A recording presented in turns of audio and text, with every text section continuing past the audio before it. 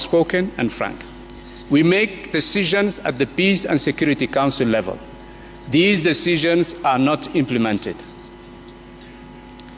Our Peace and Security Council is not proactive.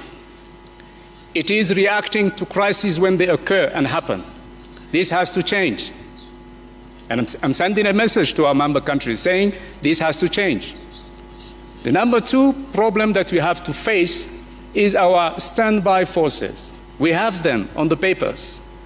Of course, sometimes we can mobilize. Mahmoud Ali Yusuf, 60, has been Djibouti's Minister of Foreign Affairs since 2005, dedicating his career to public service and diplomacy.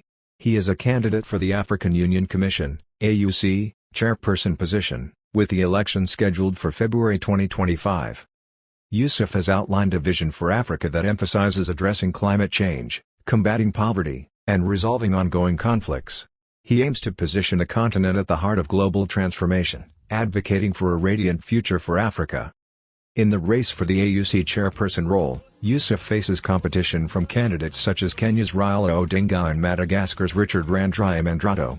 He has garnered support from several African nations, including Egypt and Algeria, and appeals to both Francophone and Muslim-majority countries. Despite rumors suggesting his withdrawal in favor of Raila Odinga, Yusuf has refuted these claims, affirming his continued candidacy. As the election approaches, Yusuf remains optimistic about his prospects, emphasizing his extensive diplomatic experience and commitment to Africa's development. Many things at the fore right now. What's most important to you? Let me start by saying that this forum between China and Africa is the most important and the most constructive for the African nations, which means that the African nations, the African Union, relies on the Chinese cooperation. This is number one, because other partners has actually failed us. Now, challenges are there. We are not contesting the fact that the African continent is passing through security issues.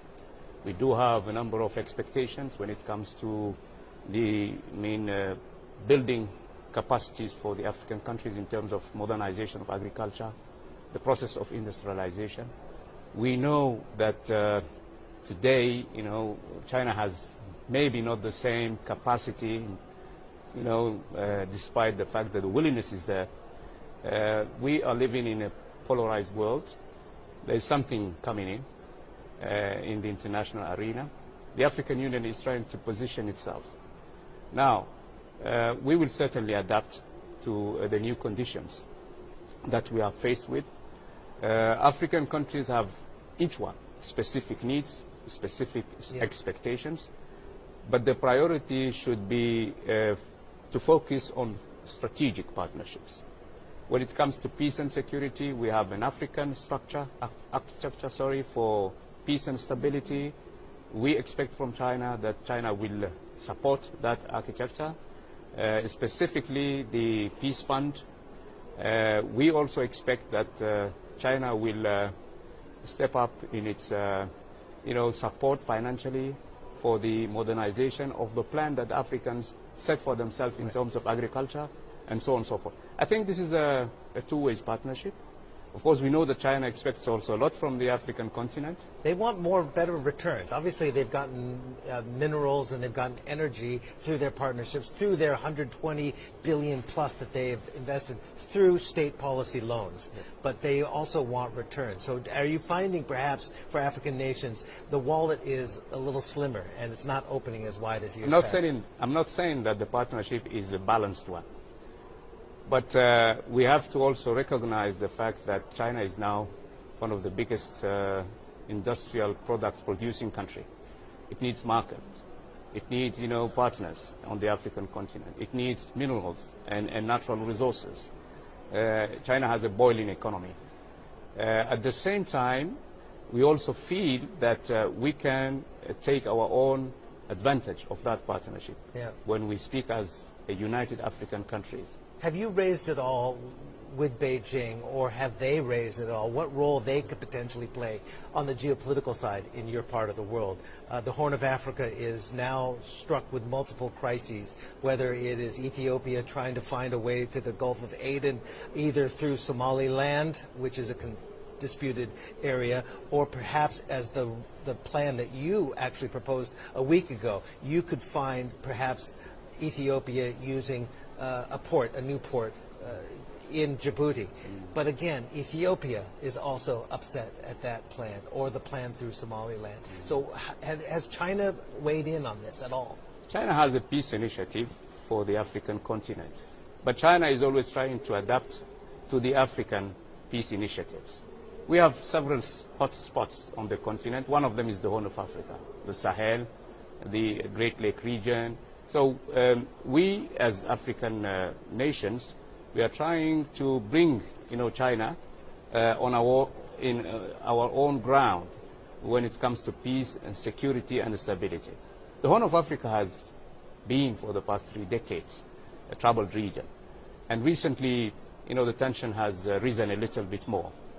But we believe that the African problems should be first, handled by the African nations. That's, a core principle in the Charter of the African Union. IGAD is trying its best. You have mentioned the tension between Somalia and Ethiopia. IGAD is stepping forward.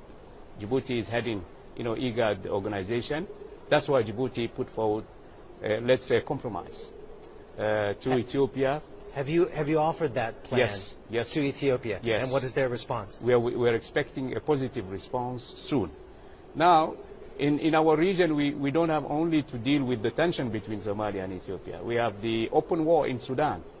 IGAD also, recently Djibouti hosted a mediation coordination process called a retreat, where the United Nations, the African Union, other organizations and stakeholders came to Djibouti to try to coordinate the mediation, because there is a proliferation of initiatives, and it doesn't help. So you see, Djibouti is at the center, let's say, of a storm when it comes to the Horn of Africa. And just across the Red Sea, we have the Houthis, disrupting the maritime navigation. You have oil tankers burning off the right coast. Right now. So you see, we're in the middle of the storm, and we are trying to do our level best to help countries like Sudan, which is really in deep trouble, through those mediations, to try to decrease tension between Somalia and Ethiopia. Is there a threat of war, though, between Ethiopia and Eritrea? Because Eritrea, I guess Ethiopia has stopped flights into the capital of Eritrea. There's long-standing, decades-long issues between these two countries. Eritrea, returned back to IGAD. So through this mechanism, we'll certainly try to find, the right recipe, again, to decrease the tension between these two countries. That's our duty and the responsibility of the chair of IGAD, and Djibouti is chairing IGAD now. So I'm not saying that we have the solutions to each and every problem, but at least we are putting forward a number of efforts and initiatives to avoid an open war between countries and inside countries. You mentioned about the attacks on the shipping lanes there in the Gulf of Aden, and it's by the Houthi rebels out of Yemen. But we also know that China, I come back to China because China has an ear in Tehran, and Tehran has an ear with the Houthis and also with Hamas, right? So what role would you want China to play to diffuse the tension that is obviously in Gaza with Hamas, because that is the source, according to the Houthi rebels, of the attacks in the Gulf? We know that, let's call them big players, the P5, the Security Council, have a very influential and, let's say, action. They can they can make the difference. So if the United States and other countries in the Security Council decides really to put an end to the war in Gaza, they can do it. So China also has a role to play. And we are saying, as the African Union, that the extension of this conflict from the Middle East to the African continent and through, the Horn of Africa will be disastrous and detrimental to all of us. That's why we're saying, if the maritime route is not safe enough, the whole trade in Europe will be disrupted. And this is not good for even the Asian countries, even for China. It's in the best interest of China to help, resolve this problem in the Middle East so that the inflow and outflow of trade through the Strait of Bab el-Mandeb be made safer than what it is now. Sir, I appreciate your time. Thank you so very much.